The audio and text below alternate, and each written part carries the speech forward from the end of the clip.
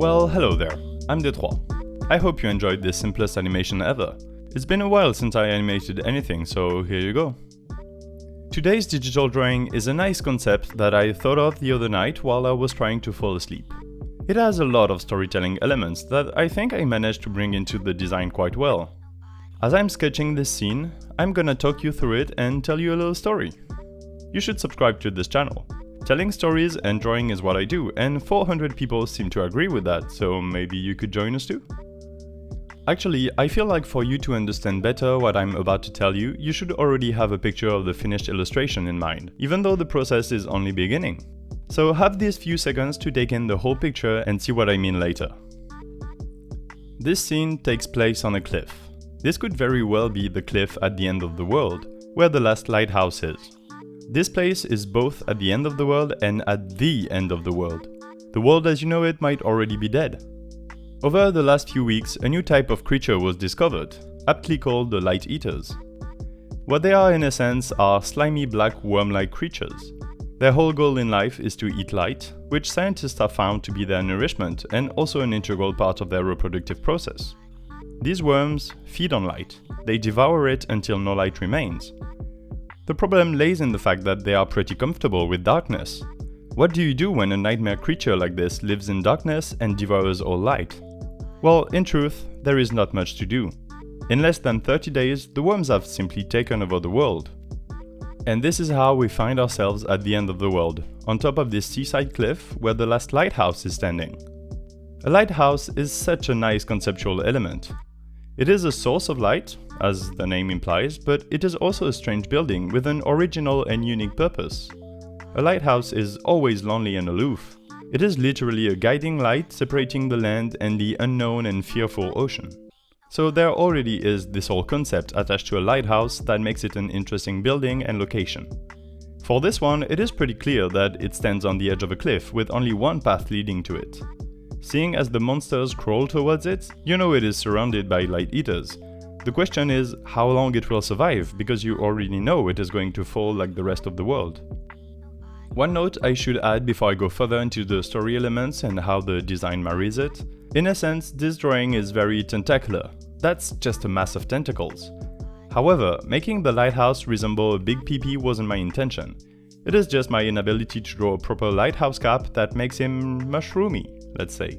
There is no sexual implications to this drawing. Don't think weird things about these light eaters. They are only attracted to light anyway, and you don't seem very bright. Moving on, we have the opposition between the light eaters and a source of light. The parallel is simple enough, but it is emphasized throughout this whole drawing without you even realizing it. This is how I build this picture in my head and then on the canvas. The lighthouse is straight and stands tall, while the light eaters are twisting and crawling. Like the figure of a fantasy hero within a crowd of goblins, just based on the posture, you already have a contrast. Quite an obvious contrast, but that I should still bring up. There is a huge ray of light separating the illustration in two, completely splitting it actually. Basically, we now have half of the picture that is empty and light, whereas the other half is very dark and crowded with light eaters. Where the light ray is, you can't see much, paradoxically, because there isn't much to see. The interest of the picture resides in the shadows, where all the worms are. The more interesting it is, the less you see it. That's even more true of the huge tentacle that is behind the lighthouse, completely changing the scale of what you could see of the monsters so far. But that is so hidden in the shadow that you can't see it at first. The way I want someone to look at the picture is by first being attracted to the light at the top of the lighthouse. Then quite naturally following the beam of light to the bottom and then seeing a few worms at the bottom of that light. And only after that do you realize the mass of terrifying light-eating invaders. This concept design is something I thought of with that essence, the essence of contrast in the idea, in the design and in the execution. On the execution side, this actually came a bit later in the process. I wasn't sure how to draw the beam of light, and I happened upon this incredible looking gradient map by combining an opacity gradient mask on a color density blend mode that I duplicated and turned into a low opacity vivid light layer. This gave me an amazing gradient map of warm red and cold yellow at the same time. I used the mask to make streaks inside the light beam, giving it this ribbon or fabric look almost. That is a very soft looking texture. The light has density and goes smoothly from one color to the next, or from low to high opacity. That in itself is in contradiction with the rest of the scene, where the light hitters are well defined and cel-shaded. So in execution, there is an added contrast in the style of the two halves of the illustration. So now you understand what the deal of this lighthouse is and what it represents to humanity as a whole. This is the last barrier against the light eaters, even though it is doomed. Light eaters consume and devour light, and yet humanity cannot live without light. Were the lighthouse to turn off its beam, the light eaters wouldn't care about it anymore, but at the same time, what is the point?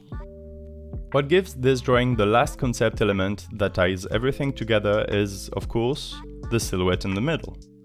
I have avoided talking about it this far because even I don't understand this enigma. How could someone be standing like this while the light eaters are just there? My mind can come up with a multitude of reasons for that, but I am almost afraid to think of the implications of each one. The way this character's silhouette is drawn, there is no way to tell if they are facing us or the lighthouse. There is the sharp and clear contrast of the battle between light and dark, and at the same time there is this agent of chaos standing in the middle of it. He is standing in the middle of it. He is not just outside the lighthouse, but in the middle of the cliff. That is important. Did he come from the lighthouse, or is he going to it? I imagine he is probably not the lighthouse keeper, or else he wouldn't have ventured outside so far in the darkness while these monsters are coming to get the light. Or did he give up the fight and come to the realization that it is unavoidable and he is then embracing what's coming to him? Or maybe there's even the third option, that this silhouette is with the light eaters and fighting against the light, and that is terrifying.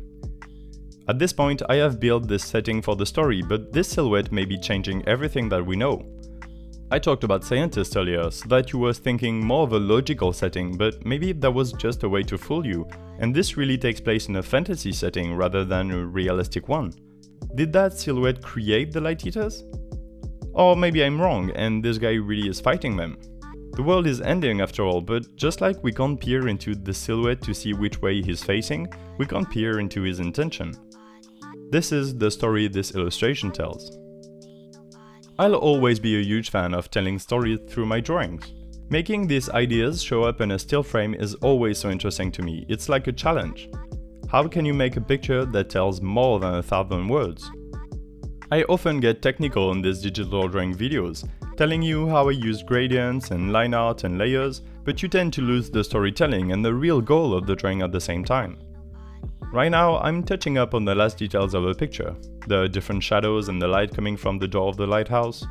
Sure, it is a new technical challenge every time and a good opportunity to learn more digital art tips for you, but telling stories is why I draw in the first place. This story complements the drawing so much because of the whole contrast it implies, the splitting of the illustration in two between the light and the shadow. Just explaining the process itself wouldn't have satisfied me. I hope you enjoyed this drawing process and the story. I absolutely love doing it from start to finish, and it would mean a lot if you liked it too. There is a button for that in the shape of a thumbs up, and you can also tell me your thoughts in the comments. Do also tell if you have anything you want to see me draw in the future. Subscribe for art videos twice a week, and visit my Instagram or Twitter if you want to see more of my art, or if you want to chat with me. I'm Detroit, and I'll see you soon, so take care. Bye!